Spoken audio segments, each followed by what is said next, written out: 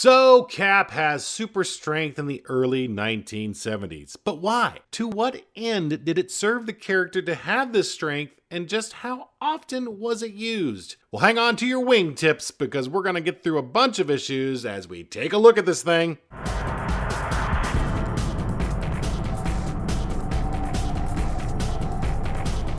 Welcome to Kevin's commentary on comics.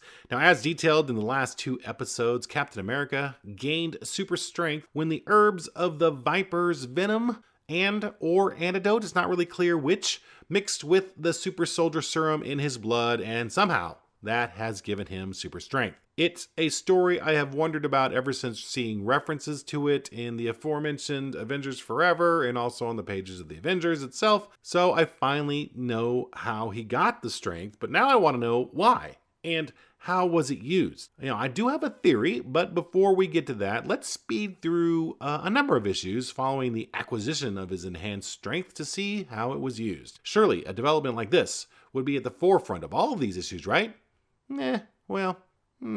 Let's just see. So starting with Captain America and the Falcon number 160 from April 1973, enter Solar. This was written by Steve Englehart with interior art by Sal Buscema and a cover by Gil Kane. Cool cover, by the way. So this one starts off with Cap and the Falcon facing some dudes with some heavy artillery, and we waste no time getting to the super strength as Cap pretty much takes down the bad guys all by himself. Even when the bad dudes try to get away in their armored van, Cap just rips the door off. Yeah, it's all good with Super Captain America, right? Well, maybe not. It seems like the Falcon is a bit jealous about the new Cap. Meanwhile, Solar is robbing the New York Stock Exchange, as bad guys do, but this panel right here is really a cool one. I love the way he speaks and that kind of shadowy effect.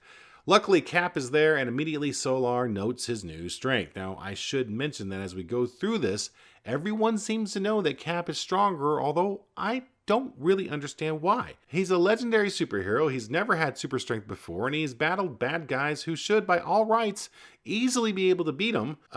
So now that he has the super strength, everyone seems to realize it. Again, it goes back to why the writers felt Cap needed this enhancement. Anyway, Cap defeats Solar, although not with his newfound strength, but by covering him with paint that blocked him from getting the sun's rays, which is what Solar needs for his powers. Of course, while this is going on, the Falcon sees all of this and wonders if Cap even needs a partner anymore. Aw, poor Falky. So let's move on to Captain America and the Falcon number 161, another Steve Englehart and Sal Buscema presentation with cover art by Sal and John Romita, If He Loseth His Soul. So Cap is upset over the fact that the Falcon is gone, all because Cap has gained super strength. He goes to patch things up with them and sees that the Falcon is being harassed by Boss Morgan's mob, who, basically has been harassing the Falcon lately. Or actually, the Falcon's really been harassing Boss Morgan. He just seems to drop in on Boss Morgan, threatens him in some way, and then for some reason or another, the Falcon has to leave. Anyway, Cap was going to help out, but he sees that the Falcon really doesn't need it. After the Falcon finishes the bad guys off, Cap gives an impassioned speech to him that, yes, he and the Falcon are different. That's the way humans are. Black, white, young, old, strong, less strong. Differences can be important, Cap says, but the ones between he and the Falcon aren't. They both have the same goal, ending injustice. Captain America says, forget what sets us apart, Falc, and remember what pulls us together. Wow, that's actually pretty good. So the Falcon agrees to a certain extent. He still thinks that Cap having super strength is somehow a problem with their partnership. I'm still not sure I see it, and certainly the Falcon's girlfriend, Layla, thinks the whole thing is BS and threatens to leave the Falcon if he keeps up this partnership. Now, what happens next is really good. Comics have a lot of soap opera qualities to them, especially during the 70s. A normal reaction would be anguish in the hero on having to decide between his superhero duties and the love of his or her life. The Falcon, however, isn't having any of that. He simply asks Layla why can't he stand up for him for once instead of giving him an ultimatum. If the Falcon is worth liking, maybe he just might be right every once in a while. That pretty much shuts her up, and I love that. So that was two really good panels in a row of some pretty good writing. Now this leads us to Captain America 162 from June 1973. Englehart and Buscema again, but cover this time by Jim Starlin. Cool. Okay, so I skipped over what happened last issue because I'm just trying to deal with the strength stuff here. But bottom line, Dr. Faustus has captured Cap, the Falcon, and Sharon Carter and is playing some major mind games on them, as Dr. Faustus is prone to do. He throws a bunch of illusions and robots and stuff like that to make them think they're fighting Cap's biggest foes, and they manage to get out thanks to, you guessed it, Cap's super strength. Although really, we see here Cap smashing through a door, but you know, I've seen Cap smash through doors before, whether he had super strength or not, so I don't think this really counts. This issue also brings back Peggy Carter, who fans of the movies and TV shows probably recognize. Now, here she's Sharon Carter's older sister, but that was retconned so that Sharon is actually now Peggy's niece. And, you know, because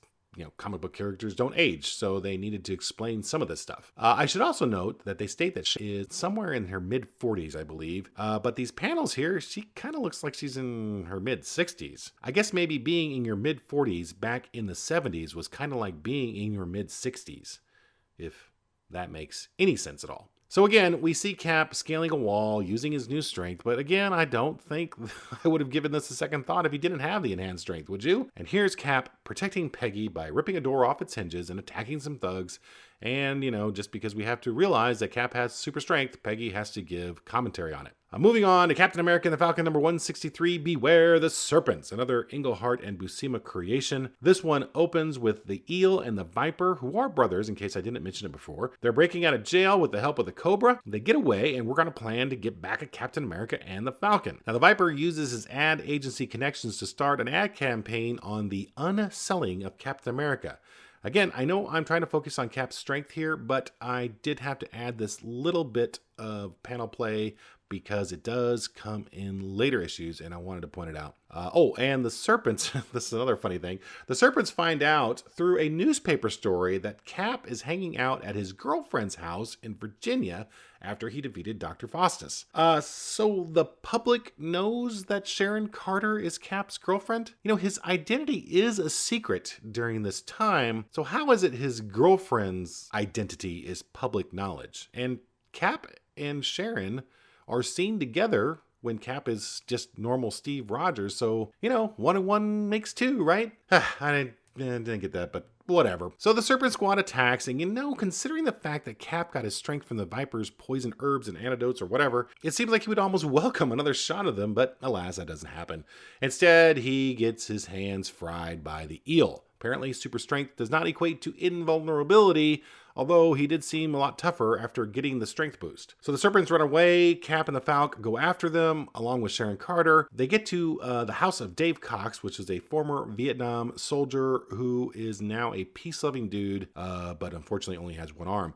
They met him last issue, and how convenient they would happen to come across his house. The Serpents attack that house as well, although it's not real clear how they knew Cap was there. Anyway, the Serpent Squad enters the house where Dave Cox is just standing there and refusing to fight because, violence isn't the answer, and they pretty much torture him before Cap attacks, and I don't understand why Cap allowed that to happen. Cap says something to the effect that Dave was supposed to lure the Serpents to the middle of the room, but he didn't do it, so because he didn't do it, Cap allowed Dave to get fried?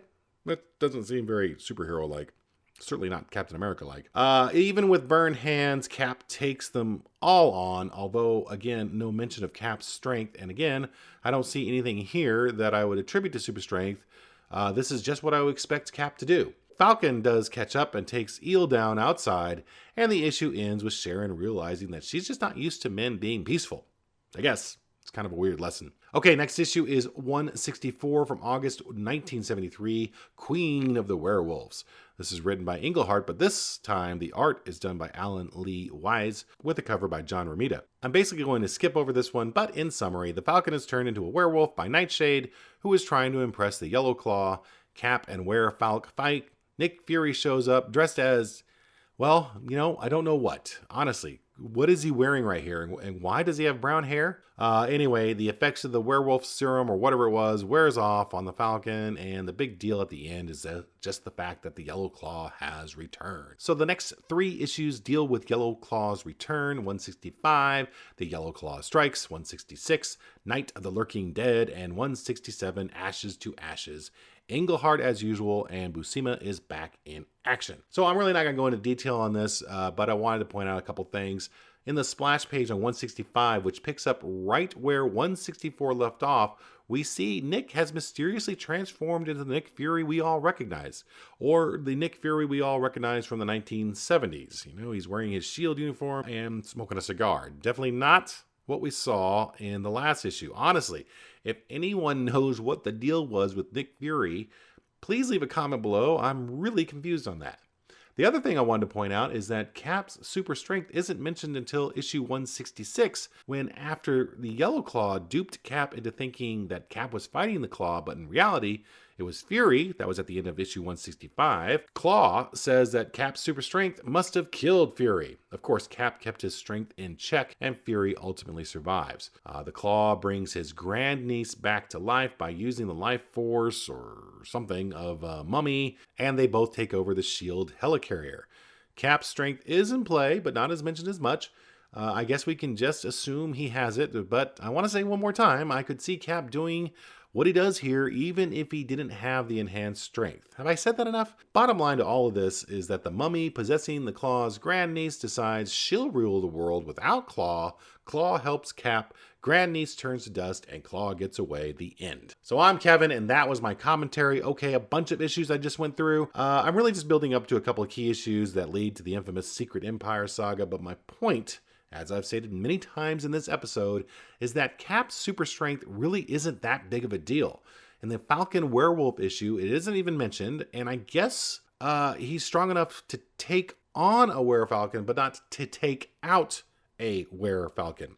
There really isn't any guidelines on just how strong Cap is. I mean, can he lift over a ton? Can he lift 2 tons, 5 tons, 10 tons? It's not real clear. And other than kind of ripping down iron doors, we just don't really see a whole lot of it, at least not in these issues. So does it come up more in the issues after this one? Not really.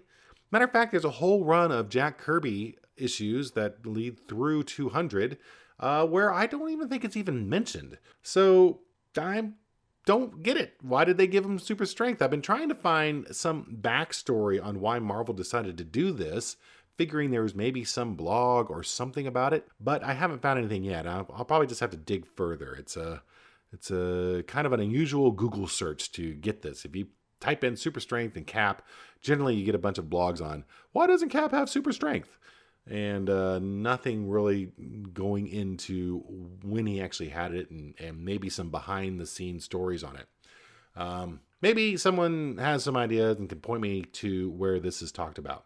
I'm really curious about it. I wonder how many people actually supported this move, and I'm guessing maybe it was not 100% let's do this, because they eventually took it away, and I kind of agree with that. Cap is the peak of human perfection, so giving him super strength kind of takes away some of his uniqueness. Don't you think?